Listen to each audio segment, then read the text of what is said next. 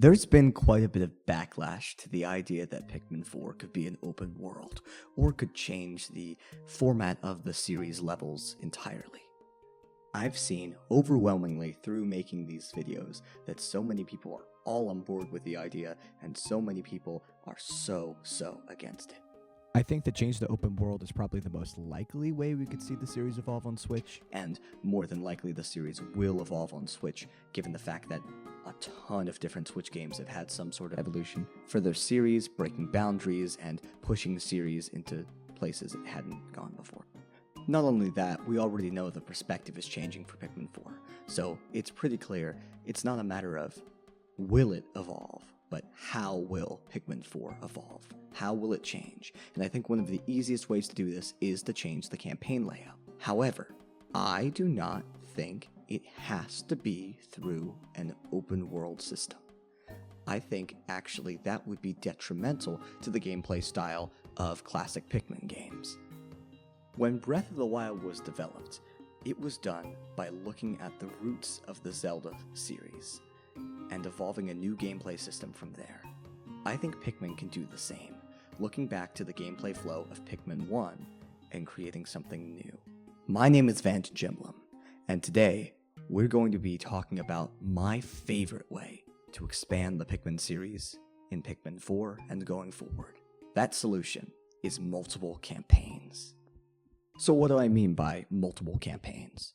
Well, in Pikmin games, there's always been just one main story to play through. There may be other side modes, which could be side stories, as in Pikmin 3 Deluxe, they could just be challenge modes, two-player battle, doesn't matter. There's always been just a singular main story. Most real-time strategy games don't work this way. In fact, they usually have more than one faction, and those different factions will play through different stories. Pikmin has all the pieces in place to do this. Pikmin already has two different factions in the form of the Kopites and the Hokatations, and we have a new character that could be part of either group or could be on their own. We just don't know yet. If we had multiple story modes and could follow each of these groups on their adventures, we could potentially have 3, maybe even 4 different story modes. Given the large amount of Pikmin types in the series thus far, we could potentially see the Pikmin types split between these different story modes, allowing for diversity between each of them. For example, a campaign without purple Pikmin, without red Pikmin, and without rock Pikmin makes combat a lot more interesting, because the high damage dealers are suddenly gone, and it will make even easier feeling enemies such as normal Bulborbs a lot more dangerous to deal with, especially if you're not using bomb rocks. Multiple campaigns also give space for new Pikmin types to shine, and for all of the old Pikmin types to return. However, that's great and all, but where does it come from in the history of the Pikmin series? What am I on about with that? Well, let's discuss the lengths of different Pikmin games and how they feel, and talk about how this approach merges many different ideas from the Pikmin series to create perhaps the perfect game length. First, Pikmin 1. Its length is perfect for replayability. However, it's limited at a measly 6 hours of gameplay. A lot of people believe that leaving the arcade roots of Pikmin 1 has always been a mistake, and that the 30-day challenge is basically the core of the series, and we should always be going back to it with new Pikmin games. The problem is, by doing this, and by keeping a 30-day time limit, you limit the gameplay to, again, a shorter amount of time, and frankly, paying $60 and waiting 10 years to only get 6 hours of gameplay kinda stinks. On the other end of the spectrum, we have Pikmin 2. Pikmin 2 is considered by many to be the best length, but it's really a short game that's inflated in length by caves, which many find to be rather bland given their procedural situation. And Pikmin 3 tries to strike a balance, providing a longer game that can be expanded by collecting more fruit, but also a game that flows like Pikmin 1. The problem is, its main game is too short as well. So, trying to find the best of both worlds hasn't worked yet. And this is where that Breath of the Wild theory of looking to the past to grow forward comes in. Our solution here is literally just to have multiple different 30-day stories that line up back to back to back.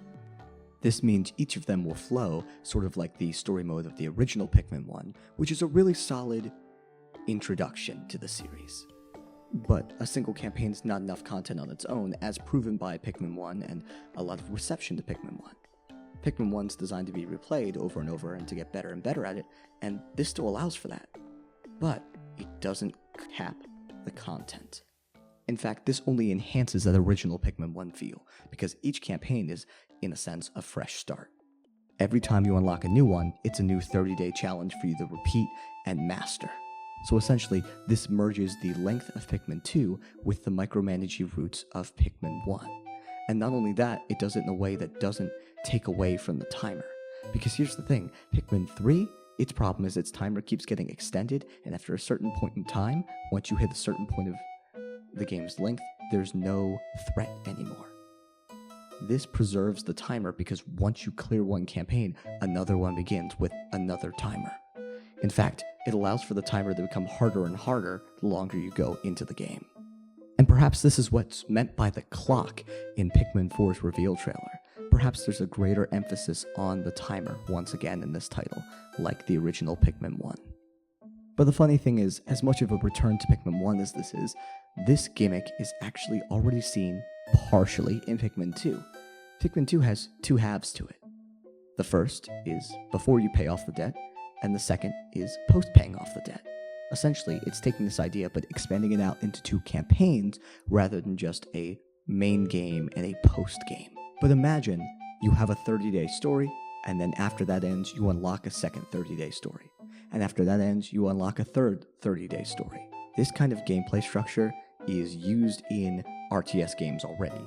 For example, StarCraft has multiple different campaigns for different factions, and these factions basically all play somewhat similar, but have some different quirks and gimmicks to them that differentiate each of them from each other. Unlike the traditional RTS though, Pikmin doesn't have mechanical differences between its factions. However, given the abundance of Pikmin types and the unlikeliness of having them all in one game, or at least the unlikeliness of having them all together in one campaign, we could potentially see the different factions having different groups of Pikmin, as we had said earlier. Basically, in lieu of having an extensive mission mode in Pikmin 4, we could see an extra or maybe a couple extra 30-day campaigns. So you could play one as potentially the Hokatations, one as the new captain, one as the Kopites, and perhaps you could have a final campaign that brings everyone together, or something like that. And by campaigns, I mean literally they're like the normal 30-day story of Pikmin 1. Like, they're only 6 hours long, but stacked together, they make a sizable game. It means Pikmin management is better because you could lock different Pikmin types to different campaigns.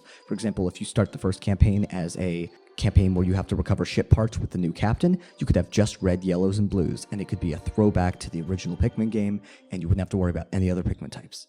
Then potentially you could have a spelunking adventure with Olimar, Louis, and a much different variety of Pikmin. For example, if you are locked out of having red Pikmin, locked out of having yellow Pikmin, and locked out of having blue Pikmin, but get to experiment with maybe new Pikmin types, maybe some returners like rocks, wings, or purple and white, it would dramatically alter the gameplay. And then building from there, this campaign could also feature caves, potentially, if you wanted that mechanic back. And if you wanted to do that, it could be focused on just this campaign. So individuals who hate caves will just be able to replay the other campaigns and not have to replay this one, and people who like caves will be like, hey, caves are back. If caves returned in this way, only a part of one of the campaigns, then it's a way that keeps the series' integrity intact while also bringing back a much beloved and yet much despised feature. In other words, this divisive feature would be able to return without offending fans, while also exciting the fans that want to see it again. And I'll talk more on this later, probably, but one of the things that can make these caves much better is if they're handcrafted rather than fully randomly generated, or they could go a very different route with the random generation of these caves than they did in Pikmin 2, making them more random than before. But who knows if they'll even return, right? And it means that everyone, regardless of what you want, is pleased in a little way. And I think this is true of just the whole broad idea of having multiple campaigns. If you want to see all the Pikmin types return, good, you can have it. If you want to not have to worry about managing too many Pikmin types, cool, you've got it. If you want a night mode, cool, it's a campaign. Like, everything can be designed around these specific mechanics without stepping on the toes of other series staples. And this can be done cheaply too. If you're worried about how much it would take in terms of development time, Well, first, remember the game's been in development for like 10 years at this point. Second, it can be done really easily with remixed content, especially if there's a night mode. All it would take is, say, have the same areas but make them nighttime. If you wanted to add caves, you wouldn't have to do much except add the cave entrances on top of these areas and then have the randomly generated or maybe even handcrafted caves as a place you can enter from these same areas. And we've seen the Pikmin games remix areas before. Pikmin 2 remixed areas from Pikmin 1. Pikmin 3, its mission mode, had a lot of remixed areas from its main game. So it's definitely doable. Not only that, speaking of mission mode, if we cut the main mission mode and just reuse those maps, that would probably give us enough maps for another campaign, if we're just looking at Pikmin 3 anyway. And if you hate that and would like to still have mission mode, those maps could have been used for another campaign and still used as mission mode maps if all the mission mode maps are just remixed campaign maps like the challenge mode of Pikmin 1, which I think is totally fair and a good compromise. Why lock that content to just being side content? But if you think it's unreasonable to do this, I beg to differ, because Pikmin 3 Deluxe seemed like it was almost on the verge of doing this. For example, Olimar's assignment and Olimar's comeback both feel like they could have been different campaigns. Olimar's comeback is a little closer because you're collecting ship parts, and it feels like, because of budget reasons, it was restricted to the mission mode format. But given time, they would have remixed all of the areas and potentially done a 30-day campaign.